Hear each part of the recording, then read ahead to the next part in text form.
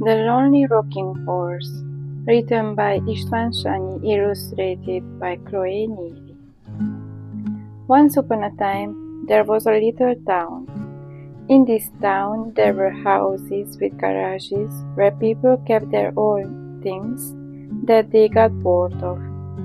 In one of these abandoned garages, because people moved, there was, for example, a bicycle, a soccer ball with a hole in it, broken skis, an abandoned teddy bear, a three-legged chair, and many other things. A rocking horse stood in one corner, dusty and a bit shabby. This rocking horse has not seen children or heard their joyous laughter for 7 years as they rode on its back. Therefore he was very sad. How many times has he thought that it would be nice to be around children once more? The last rays of the setting sun filtered through the garage window. It was almost completely dark. Suddenly, there was a very bright light. He could not see anything for a few seconds. When he finally could see properly, he saw a fairy holding a magic wand in her right hand and said, "I hear you are very lonely and sad. I can help you." At first the rocking horse thought he was dreaming, so he was speechless. Then he mustered up his courage and said, "Yes, I have long wanted to go from here to a place where there are many children, and these children never grow up." "Then go and find a kindergarten. There are many children there, and the new ones always come to replace the older ones. So the children never grow up in this place," said the fairy. "Okay, but how do I get there?" asked the rocking horse. "It's easy," answered the fairy.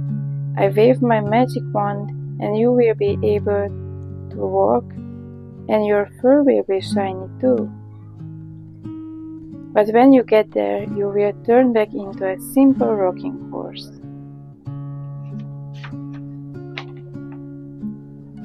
"Does this sound fair enough?" asked the fairy.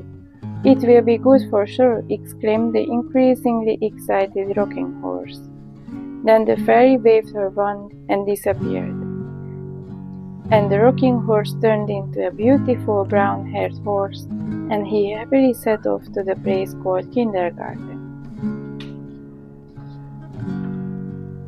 He went and went, sheltering through ditches and bushes, until he reached the edge of a big city. Here there were also houses with gardens in nice rows, almost like where he came from.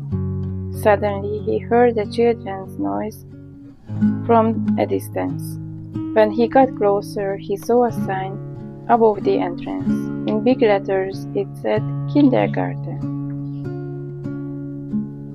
"This is what I need," he thought to himself, "but how do I get in? I'll hide in the opposite park among the bushes and trees, wait until everyone goes home, and sneak in under the cover of night." That was his plan, and so it happened exactly like that. At night, he crept into the kindergarten through a forgotten door and positioned himself between a tricycle and a dotty ball.